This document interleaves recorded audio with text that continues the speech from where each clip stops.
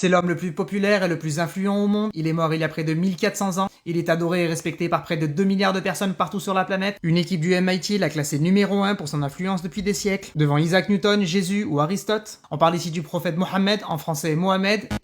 Que la paix et la bénédiction de Dieu soient sur lui. Il est considéré comme étant le fondateur de l'islam et le dernier messager des religions monothéistes. Né en 570 à la Mecque dans l'actuelle Arabie Saoudite, il est orphelin dès son plus jeune âge et grandit sous la protection de son oncle. Mais sa vie prend un tournant à l'âge de 40 ans lorsque Dieu entre en contact avec lui par l'intermédiaire de l'ange Gabriel qui lui transmet des révélations. Le prophète se met alors à prêcher l'unicité de Dieu, l'égalité et la justice. Dans un contexte où les habitants de la Mecque sont principalement polythéistes et adorent des statues, le prophète et ses compagnons sont alors insultés et persécutés. En 662, ils sont contraints de fuir la Mecque pour la ville de Médine située à 400 km au nord. 8 ans plus tard, et suite à plusieurs batailles entre croyants et non-croyants, le prophète de l'islam retourne à la Mecque avec des milliers de partisans. Sans violence, il entre dans la ville et pardonne à ses ennemis. Le prophète meurt en 632 et à ce moment-là, l'islam s'étend déjà sur une grande partie de la péninsule arabique. Durant les siècles suivants, différentes conquêtes permettent à l'islam de s'étendre du Maroc à l'Indonésie. Son message a traversé les siècles et a touché des milliards de personnes à travers l'histoire. Et si t'as aimé cette vidéo, lâche un like et abonne-toi.